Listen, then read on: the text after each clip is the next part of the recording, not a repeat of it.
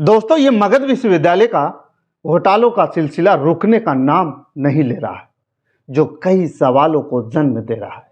सबसे पहला तो यही है कि क्यों मगध विश्वविद्यालय को दलदल में धकेला जा रहा है।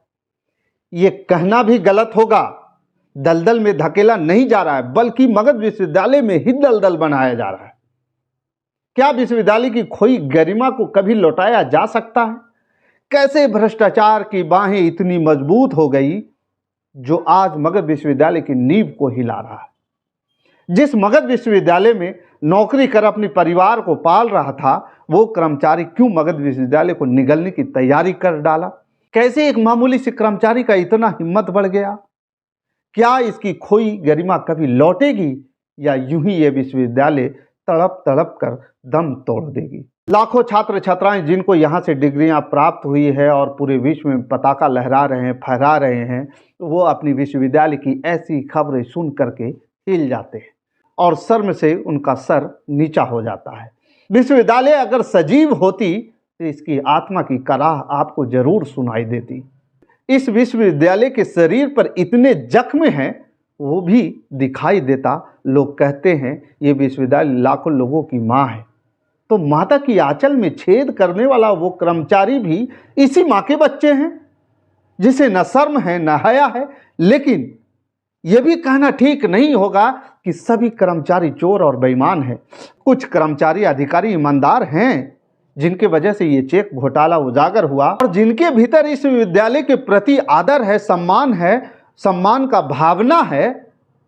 उन्हीं की वजह से ये विश्वविद्यालय आज भी जिंदा है और चल रही है। वैसे सच्चे और ईमानदार कर्मचारी अधिकारी की वजह से ही अपनी खोई हुई गरिमा वापस पाने की कोशिश भी करती है।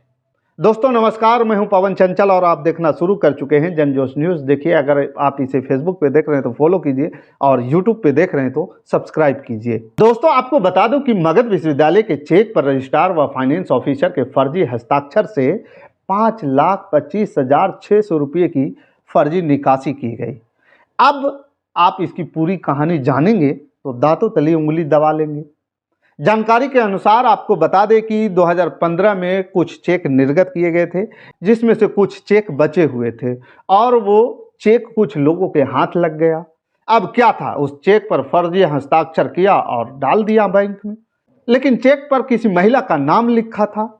जब बैंक वालों ने उस महिला को ढूंढा तो घोटालेबाजों ने फर्जी महिला को खड़ा कर दिया और रुपये की निकासी कर लिया। इसी तरह एक एक कर कुल 7 चेकों से फर्जी तरीके से रुपये निकाले गए। जब वार्षिक अंकेक्षण किया गया तो पता चला कि कुछ तो गड़बड़ हुआ है। फिर 2 लोगों पर मगध विश्वविद्यालय द्वारा मुकदमा मगध विश्वविद्यालय थाना में दर्ज करवाया गया। पहला नाम है शुभम कुमार और दूसरा नाम है रत्ना सागर पांडे, जिनके सहयोग से ये सारा चेक कांड का अंजाम दिया गया है। दोस्तों, अब ये सवाल बैंक के ऊपर उठता है कि इतने पुराने चेक को बैंक इनकैश क्यों किया? बैंक मैनेजर इसकी जांच क्यों नहीं किया? फर्जी महिला के हाथों में पैसा कैसे दिया? क्या बैंक द्वारा उस महिला की पहचान की गई थी? अगर पहचान किया गया तो उनका ओरिजिनल आधार कार्ड और पैन कार्ड क्यों नहीं चेक किए गए? अब दूसरा सवाल भी बहुत महत्वपूर्ण है। यह सवाल उठता है फाइनेंस ऑफिसर के ऊपर। लगभग 10 वर्षों से ये चेक गायब था, तो इस चेक को क्यों नहीं ढूंढा गया? लगभग 10 वर्ष तक ये चेक इधर उधर घूमते रहा, किसी कर्मचारी के पास पड़ा था, तो क्यों नहीं चेक गुमशुदगी की खबर बैंक को दिया गया? और अगर उस चेक को कैंसिल किया गया था तो उस कैंसिल चेक की सूचना बैंक को क्यों नहीं दिया गया? ये परस्पर सवाल एक दूसरे पे खड़े हो रहे हैं। इस चेक कांड को लेकर के जब सवाल किया गया तो मगध विश्वविद्यालय के रजिस्ट्रार बीके मंगलम ने बताया कि मैं प्रोफेसर बीके मंगलम, कुल सचिव मगध विश्वविद्यालय। घटना कल की है। 7 चेक से 5,25,000 रुपये की अवैध निकासी हुई है। कुल सचिव और वित्त पदाधिकारी के फर्जी सिग्नेचर से। सबसे पहले ये मामला उजागर हुआ वित्त पदाधिकारी के कार्यालय में और उन्होंने विस्तार से इसकी तहकीकात की। उनके यहाँ जो ऑडिटर लोग हैं, उन लोगों ने देखा कि ये 7 चेक हैं जिसके वाउचर्स नहीं मिल रहे हैं और वो चेक भी बड़े डिफरेंट सीरीज के हैं। तो उन्होंने एफओ से संपर्क किया। एफओ ने कहा कि सो आप जाइए बैंक और 7 चेक को ले आइए। एफओ साहब ने उस पर हस्ताक्षर को मिलान किया अपना, तो वो फॉर्जरी पाया गया। उसमें 5 ऐसे चेक हैं जो पूर्व के कुल सचिव, हमसे पहले के, मुझे तो आए हुए मात्र 3 महीने हुए हैं, उनके हस्ताक्षर हैं और सब फॉर्जरी है। और सारे चेक पे वित्त पदाधिकारी का सिग्नेचर है। सिर्फ एक चेक पर मेरा सिग्नेचर, वो भी फोर्ज्ड करके ये किया गया है। और कुल जो धन राशि है वो 5,25,200 समथिंग कुछ रुपए हैं। 5,25,600 रुपये में क्या आगे की क्या कार्रवाई की जाएगी? हाँ, जैसे ही मेरे संज्ञान में वित्त पदाधिकारी ने लिखित रूप से ये बात बताई, तो मैंने त्वरित रूप से कुलपति महोदय को मैंने अपनी इस बात को लिखित रूप में बताई। और माननीय कुलपति महोदय ने बेहद अफसोस जाहिर करते हुए, त्वरित कार्रवाई करते हुए उन्होंने एफआईआर लॉन्च करने का आदेश दिया। एफआईआर क्या किसी के नाम से नामजद एफआईआर है? अभी वो अनुसंधान की प्रक्रिया है। कुछ ऐसी चीज़ें हैं जो कि हम अभी अनुसंधान के मामले में है, इसलिए हम अभी सब चीज़ आपको नहीं बता सकते हैं। सर, जैसा कि आपने बोला कि कुछ पुराने सीरीज के थे, कितने पुराने चेक थे सर ये? 2016-17 के हैं, जैसा कि एफओ ने बताया। जितने भी चेक होते हैं, आपको ये जानकारी होनी चाहिए कि एफओ उसके कस्टोडियन होते हैं। चेक हमारे कुल सचिव के पास नहीं होता है, वो एफओ के वित्त पदाधिकारी के पास ही सारे चेक होते हैं। वहाँ ऑडिटर बैठते हैं, उनके अपने सेक्शन हैं। ऑडिटर्स के द्वारा ये जब चेक किया गया, तब ये मालूमात हुआ कि ये 7 ऐसे चेक हैं जो इस सीरीज के नहीं हैं, पहले के हैं।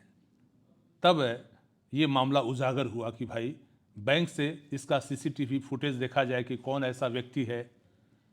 तो वो सब फुटेज देखा जा रहा है, अनुसंधान की प्रक्रिया चल रही है। बड़ी त्वरित कड़ी कार्रवाई करते हुए विश्वविद्यालय ने, और एक बात और मैं बता दूं, हलकों में या फिर समाज में या फिर और भी बहुत जगह मीडिया में ये बात चल रही है कि करोड़ों रुपए नहीं, बातें जो सत्य है, 7 चेक का जो अवैध निकासी हुई है उसकी कुल राशि 5,25,600 रुपये है। तो भ्रांतियां, हम एक बात और कहना चाहते हैं कि बड़ी कड़ी मेहनत से माननीय कुलपति ने और हम लोगों ने और यहाँ के तमाम अधिकारी और पदाधिकारी और शिक्षकेतर कर्मचारियों ने इस विश्वविद्यालय को एक गरिमा लौटाने का काम किया है। अब पता नहीं, हमें ये समझ में बात नहीं आ रही है कि आखिर ये कौन से ऐसे लोग हैं जो इस विश्वविद्यालय की छवि को खराब करना चाहते हैं। लेकिन मैं कुल सचिव होने के नाते आपसे एक जरूर वादा करता हूं कि मैं ऐसे तत्वों को बहुत अंदर तक तहकीकात करके उनका सफाया कर दूंगा। सर, बैंक पक्ष से भी एक सवाल उठता है कि 16-17 के चेक है, तो बैंक इतने पुराने चेक को कैसे इनकैश कर रहा है?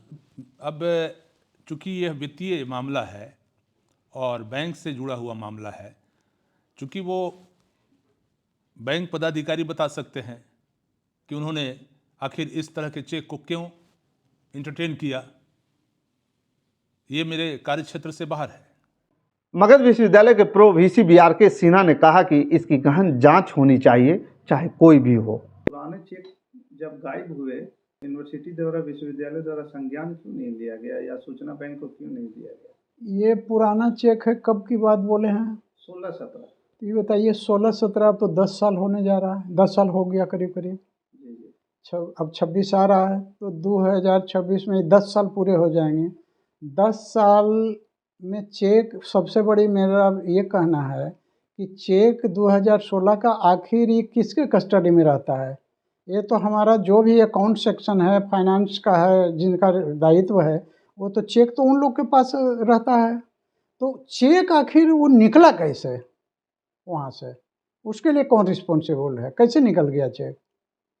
ये तो नहीं होना चाहिए। दूसरी चीज़ कि इतना लेट क्यों इस पर हुआ?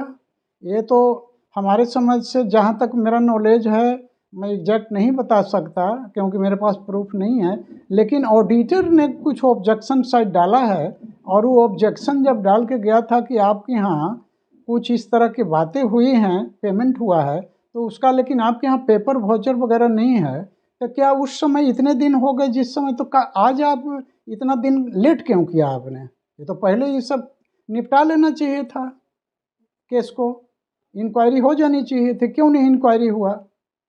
तो हम समझते हैं कि ये तो यूनिवर्सिटी के पार्ट पर ही लैप्स है, होना चाहिए था पहले। क्या लगता है इसमें जांच होगी तो कुछ बड़े लोगों के हाथ भी निकलेगा क्या है सर? अब देखिए, केवल छोटा मेरा जो कर्मचारी तो अपना नहीं कर एक्सपीरियंस सकता है जब से आया हूँ, और मैं देख रहा हूँ, आपको साफ साफ बता दूँ कि जहाँ तक मीटिंग होते हैं, बहुत तरह के मीटिंग्स हैं, सब बने हुए हैं, स्टैट्यूटरी बॉडी सिर्फ है बिहार यूनिवर्सिटी एक्ट के अनुसार, उसी में सिर्फ हमको इनवाइट किया जाता है। बाकी जैसे फाइनेंस कमेटी की मीटिंग है, एग्जामिनेशन बोर्ड की मीटिंग है, या और भी बहुत तरह की मीटिंग होते हैं, उसमें हमको कभी नहीं रखा जाता है। हम नहीं जानते हैं सब के बारे में। क्या लगता है इस घटना में और ये जो आप भी लोग नहीं, हमको लगता है कि जहाँ तक मेरा एक्सपीरियंस है, जब से आया हूँ 3 साल होने जा रहा है, तो इसमें बहुत ऊंचा तक इसमें खेल है और बहुत लोग इसमें इन्वॉल्व हैं। सिर्फ ये जो अभी जिनका नाम ले आ रहा है, चाहे कुछ आ रहा है, वही तक ही नहीं है। और सबसे बड़ा ये जो हमको लगता है कि फ्रॉडिज्म जो हो रहा है या हुआ है, वो एग्जामिनेशन से रिलेटेड है, जिस पर कि होनी चाहिए इंक्वायरी, विजिलेंस इंक्वायरी होनी चाहिए, सब पर इंक्वायरी होनी चाहिए। 3 साल के अंदर में कितना फंड कहाँ से निकला, किस फंड में खर्चा हुआ, किस आइटम पर खर्चा, सबका लेखा जोखा एक ऑडिट हो करके, और ट्रांसपेरेंसी मेंटेन होनी चाहिए, ताकि यूनिवर्सिटी का जो नाम खराब हो रहा है, कम से कम लोगों को छवि बननी चाहिए कि नहीं, मगध यूनिवर्सिटी में गड़बड़ियाँ थी, कम से कम कुछ सोचे हैं कि इसमें ट्रांसपेरेंसी, ऑनेस्टी, ये सब मेंटेन होनी चाहिए। तो हमारा तो उम्मीद यही है कि हम आशा करेंगे कि हमारे यहाँ के लोग भी सपोर्ट करें, और जो अथॉरिटी हायर हैं उन लोग भी सपोर्ट करें कि how to maintain the transparency with honesty in the system. और सिस्टम बहुत कोलैप्स कर गया है, तो सिस्टम को कैसे, जब तक किसी ऑर्गेनाइजेशन का सिस्टम और आपका स्ट्रॉन्ग नहीं होगा, तब तक आपका अच्छा काम नहीं होगा। सर, हर साल इस प्रकार के फाइनेंशियल स्कैम को लेकर के कुछ न कुछ मामला उजागर होते रहते हैं। पिछले साल भी हुआ था, इस साल भी हो रहा है, पहले भी और भी हुई है। तो यूनिवर्सिटी इसको लेकर के बहुत तरीके से, बुरी तरीके से हाँ, बदनाम भी हो रही है। पिछले साल क्या किस सेंस में था? ये अनिल शर्मा के एक विधायक हैं। हाँ, मैं याद आया हमको भी। वो कोई विधायक हैं, उनका सैलरी का पेमेंट था, और वो पेमेंट उनको अकाउंट में ना करके, यहाँ के जो स्टाफ हैं, नॉन टीचिंग स्टाफ जो डील करते हैं, कौन है मैं नहीं जानता नाम, वो अपने अकाउंट में उनका पैसा ले लिया। बाद में इस पर काफ़ी जब लाइट में आया तो उस पर डिस्कशन हुआ, फिर किसी तरह से उनसे पैसा रिकवरी किया गया और उनको अकाउंट में शायद दिया गया। तो यही पनिशमेंट क्या बहुत बड़ी पनिशमेंट? जी नहीं, ये पनिशमेंट नहीं है। पनिशमेंट है कि मेरे जैसा आदमी हो तो उसको सीधे हम यहाँ से सस्पेंड करके नौकरी से बर्खास्त कर देंगे कि दोबारा ऐसा गलती कोई नहीं करे। अभी जो मामला उजागर हो रहा है उसमें उसको क्या पनिशमेंट दी जा सकती है? पनिशमेंट क्या देना है इसमें? तो जो किया है उसको तो हम समझते हैं कि मेरे को अगर पावर होता तो मेरा ओपिनियन है कि ऐसे लोगों को कैंपस से पहले तो उनकी पावर सीज कीजिए, जो जहाँ हैं उनसे चेक अगर किसी के पास है, उस चेक का वहाँ से आप लोग उनको लीजिए और उसको कस्टडी में लीजिए, और अच्छे आदमी के हाथ में चेक दीजिए जो कि ठीक से ऑनेस्टी से काम कर सकता है। पहले तो ये बात है। और साथ साथ ये कि अब इस पर विजिलेंस की पूरी थॉरो क्यों नहीं इंक्वायरी होनी चाहिए, सबके ऊपर होनी चाहिए, मेरे ऊपर भी, हमसे भी सब लोग आकर के पूछे, सब जितने पदाधिकारी हैं, स्टाफ है, सबसे पूछिए, पता लगाइए कि कहाँ गया, कहाँ पैसा इतना निकल के कहाँ चल गया, 3 साल में फंड कहाँ गया, ये कैसे ये सब हो रहा है। अगर आपकी इच्छा शक्ति है तो हो सकता है, लेकिन अब तो मेरे पास टाइम भी नहीं है, हमको लेकिन मौका बाई दी कहीं कुछ मिल जाएगा तो हम तो चाहेंगे कि हो, और हमारे हाथ में तो पावर नहीं है, लेकिन पावर हो तो हम तो 1 महीने के अंदर में बहुत कुछ चेंज करके दिखा सकते हैं। रेगुलरिटी, पंक्चुअलिटी, जब तक सबों में जितने स्टाफ हैं, टीचिंग नॉन टीचिंग स्टाफ, जब तक ऑनेस्टी के रास्ते पर नहीं चलेंगे, ट्रांसपेरेंसी मेंटेन करते नहीं चलेंगे, और जो एक्टिविटी उसमें रेगुलर और पंक्चुअली रहेंगे और काम करेंगे, तब वही सक्सेस होगा, नहीं तो ऐसे ही चलते रहेगा। इसलिए ज़रूरत उस चीज़ की है जिसमें कि नीचे से लेकर ऊपर, टॉप टू बॉटम, सब जितने पदाधिकारी, सबका सहयोग की ज़रूरत है। बाकी इस खबर के प्रति आपका क्या विचार है, आप हमें कमेंट कर जरूर बताइएगा। हमारे साथ बने रहने के लिए धन्यवाद। जय हिंद, जय भारत।